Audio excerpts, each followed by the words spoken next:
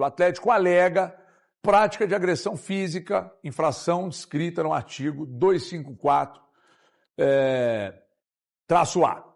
Só que tem um detalhe que ontem eu estava pensando. Se o tribunal vai punir ou não, eu não sei. Eu até acho que não. Mas tem um movimento por trás dessa articulação do Atlético. Tem um movimento que ele pode não ser aparente, ele pode não ficar escancarado, mas é onde eu imagino que o Atlético possa lograr algum tipo de êxito, que é de marcar o Caio Jorge em clássicos. Deixar marcado o Caio Jorge. Chamar a atenção para um jogador que cometeu, já que o Atlético apresentou um compilado de imagens, que cometeu atos que, segundo o Atlético, são atos fora dos padrões convencionais. Nos clássicos. Um aperto na mão do Ivan Roman, a cotovelada no peito do mesmo Ivan Roman, esse negócio com o Tressoldi, não sei a questão da briga, da porradaria lá dos 23 expulsos, eu não sei se tem alguma coisa daquilo ali também, mas ali ninguém era de ninguém, né? Ali valia tudo. Mas o Atlético, eu acho que está querendo meio que colocar um rótulo no Caio Jorge. Por exemplo, Melão começou a rolar terça-feira. Depois desse movimento todo do Atlético, vocês acham que as câmeras não vão ficar nele?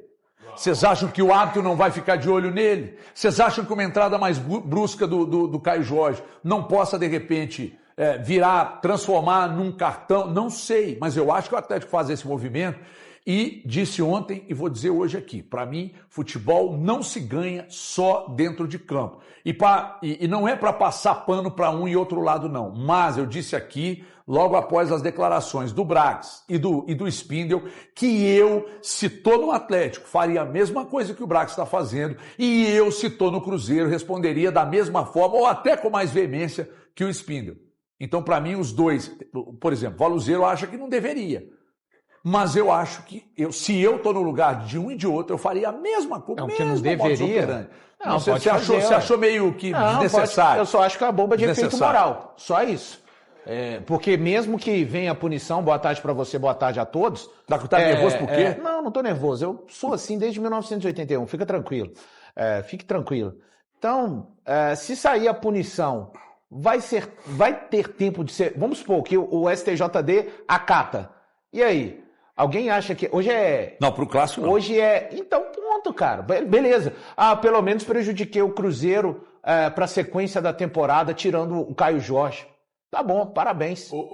Mas, Valu, é aquele negócio. Eu não concordo com o pedido de punição, mas eu entendo que o Atlético tenha feito.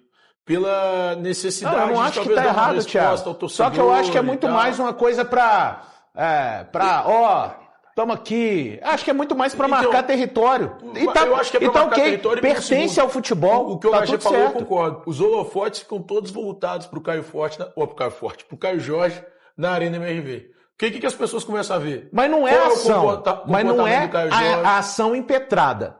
Não! Você entendeu o que eu tô falando? A ação é só mais uma... Não. Aí eu tô de acordo com você. Você entendeu? Eu acho que a ação mesmo não vai... coloca mais... É só mais um elemento. Mas é o que tá por trás dela. Sim. A ação vamos marcar. Ali. Vamos pegar e meter um carimbo na testa. Mas esse carimbo já pode ter... Esse carimbo já tá. É só a gente ver os edits que foram feitos aí através de cenas do Caio Jorge realmente com ações, com o Tressoldi. Tem também um edit que a gente pode deixar de falar do Tressoldi com o Caio Jorge, já tá pronto. Eu não acho que essa ação do Atlético no STJD coloca mais nada. Já tá tudo aí. Mas então, aí é o caso do Atlético tentar deixar a peixe para todo mundo. Sabe, assim, até o STJD concorda comigo que você foi violento naquele lance. Porque o Atlético vai atrás do Caio Jorge, ou vai atrás do STJD para punição ao Caio Jorge, e a alegação é um artigo que fala sobre agressão. Então, cara, nós estamos falando de agressão. Eu não acho que tenha existido agressão no lance, tá? Para mim, não houve agressão no lance. Pelo contrário. Houve uma situação em que o Caio Jorge, para mim, é imprudente. Ele também, além de ser imprudente, foi infeliz na jogada. E aí, ele merecia o cartão amarelo. Só que o ponto aqui o que o Atlético tenta parecer ou tenta fazer nesse momento é colocar no jogador a peixe de que, peraí, é por agressão que aconteceu.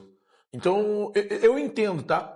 Como eu disse, Eu não concordo com o movimento, mas eu entendo perfeitamente como funcionam os bastidores do futebol. E o HG falou uma coisa aqui na quarta, aliás, logo após o Clássico, e eu concordo com o HG que cara, não se ganha e não se ganha mesmo só com o bola e campo, só dentro dos Mas isso não mexe nada no resultado do jogo pra mim, Mas tá? isso mexe com pra mim não, cara. Mexe pro pra futuro. Mim não mexe não. Porque se ele fica fora, o Cruzeiro passa. A não ser que ele fique fora, aí mexe. Mexeu. Ele não ficando fora, pra mim não mexeu. Por isso que eu acho que isso aí acaba interferindo, sim. Presta atenção aqui, tá, gente? Ó, o Galo apresentou ontem, ou seja, quarta-feira, uma notícia de infração disciplinar à Procuradoria do STJD para que ofereçam denúncia contra o Caio Jorge. Então, vamos lá, de novo. O Galo apresentou na quarta-feira, ontem, uma notícia de infração disciplinar à Procuradoria do STJD para que ofereçam denúncia contra o Caio Jorge.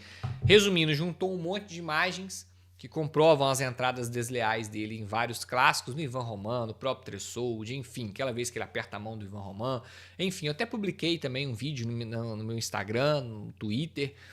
E agora, cabe agora o STJD avaliar as imagens e punir ou não. Lembrando que ele é um caso reincidente. Ano passado ele teve que pagar 200 mil de cesta básica por questão disciplinar também. E essa punição foi revertida em contribuição com cesta básica e não com punição esportiva.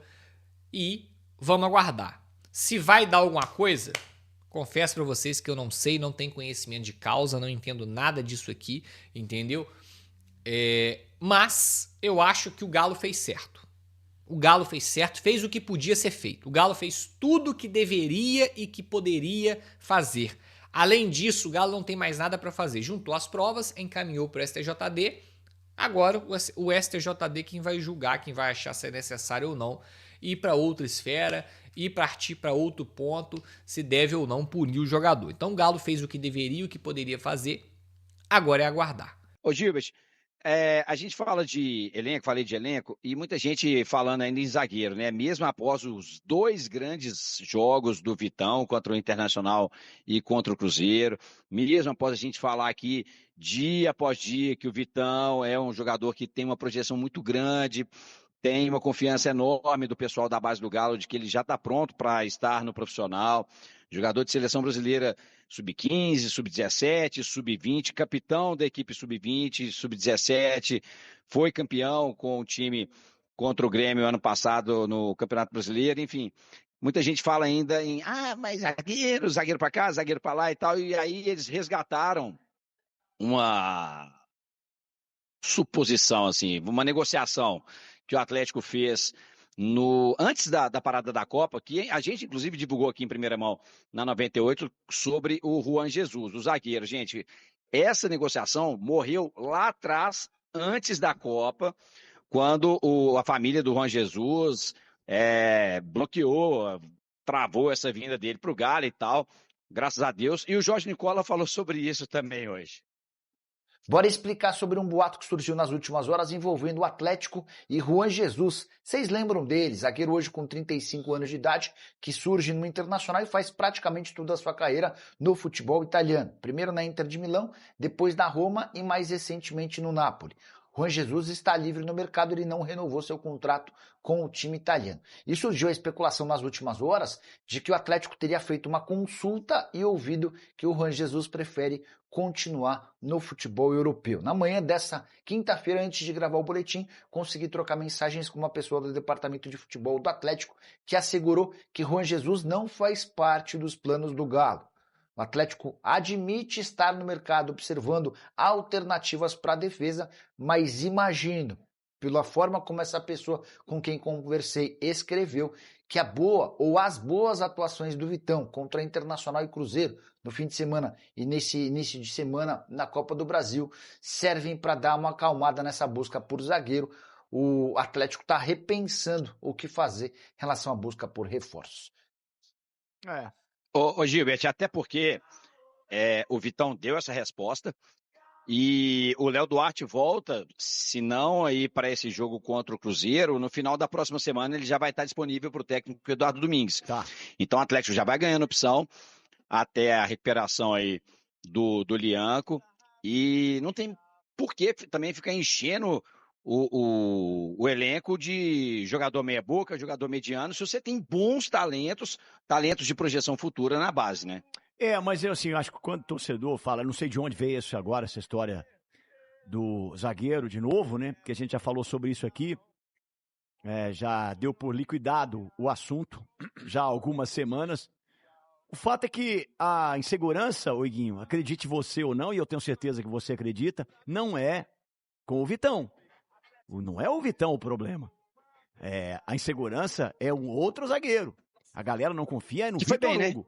Né? Tirando que ele quase fez um golaço contra, mas tudo bem. Deu uma espanada lá dentro da área, o Everson pôs a mão na cabeça. Meu filho! Aquele foi um recuo que ele fez disfarçado, Gilberto. O recuo, né? Não, foi outro lance. Foi outro lance que ele tentou tirar dentro da pequena área, a bola subiu. Foi por cima do gol. Pegou com ela. Verdade. Não, mas assim, isso aí é lance de jogo, gente. Não tem nada a ver, isso acontece. Até com... Sem gelo. Com certeza. Mas assim, justiça seja feita, e a gente tem que fazer justiça, até porque a gente critica muito o Vitor Hugo, criticou a renovação do contrato dele, a contratação dele após o empréstimo, mas nesses dois últimos jogos, contra o Internacional e contra o Cruzeiro, ele não quebrou, né? Então, não. Foi bem. Ajudou, inclusive, com a experiência dele, bastante o Vitão nesses 2 jogos. Então, acho que não é que eu queira que ele seja titular do Atlético, não, tô torcendo pro Léo Duarte recuperar logo, pro Lianco recuperar logo, mas tá fazendo dele ali bem feito nesses 2 jogos. E se não for para trazer, Gilbert, um jogador para chegar, vestir a camisa e deixar o Lianco ou o Juan no banco, aí não tem por que trazer mesmo não, velho. Agora, Iguinho, esse assunto do zagueiro aí, para mim, tá superado, tá? Especialmente porque o Vitão chegou chegando. Agora, tem que olhar a questão do ataque. O Atlético está padecendo por um erro que eu nunca vi o Atlético cometer. Mas você não acha que o Borbas tem que ser melhor observado, não? Eu até falei sobre o Borbas, porque eu acho que o Borbas fez 5 minutos melhores do que os outros todos do Cassierra. Se eu lembro de você falar um negócio, e é verdade, não sobre o Cassierra, você falava sobre outro jogador, mas o Cassierra virou um como é que era os negócios? As jogadas todas morrem lá no Cassierra. O Atlético constrói. Cemitério de jogadas. Cemitério de jogadas. E aí a bola bate no Cassierra e volta. E não domina uma bola, não segura. O Borbas entrou, brigou lá, ganhou 2, 3 do Fabrício Bruno, cara.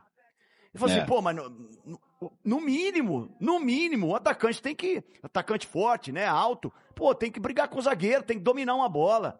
Todas voltavam, batiam no Cassierra e voltavam. E aí eu tô falando de... O básico, gente. Eu não tô nem cobrando gol, tá? Isso aí já é um problema, já seríssimo.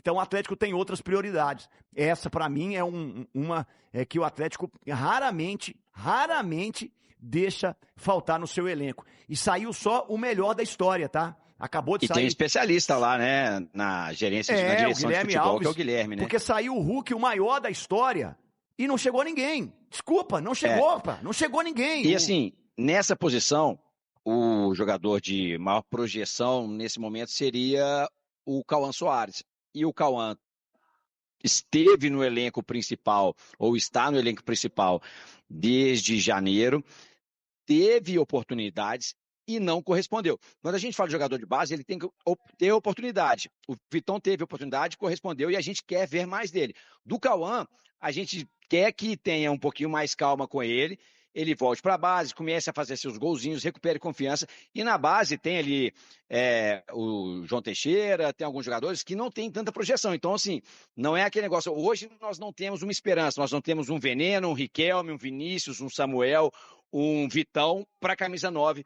Então é preciso realmente ver. Agora, o Borbas foi contratado com esse objetivo, né, Gilbert? Então, assim, ainda não teve minutos suficientes para a gente poder falar que sim nem que não. Não no Atlético. Nos últimos anos dele, sim, aí tudo bem. Tem um discurso que eu não compro, que é o discurso de trouxemos o Léo Duarte porque não temos dinheiro e é o que tinha no mercado. Desculpa, não cola. Trouxemos o Borba porque não tinha dinheiro e aí a gente viu uma oportunidade de mercado. Qual oportunidade? Oportunidade é o Lodge. O Lodge foi o maior movimento da história da carreira do Paulo Braz. Fred, foi né, a maior... Não, tô falando de não ter que botar dinheiro. Ah, mas você foi muito pouco. Não, eu tô dizendo o seguinte... 2 milhões? Tá ótimo. O Lodge estava no mercado, numa escassez tremenda de laterais, aí o Galo vai lá e traz o Lodge. O Lodge hoje é um líder, cara. O Lodge hoje ele é um líder. O Léo Duarte eu não tenho nem como falar se foi ruim pela contusão, mas jogando eu não vi ainda, eu não posso afirmar como é que vai ser. Mas o Bobas já dá para saber, né? Então, mas a grande questão de mercado Bobas você não também. precisa justificar que não está aqui, porque era a única coisa que a gente podia fazer sem dinheiro. Não cola.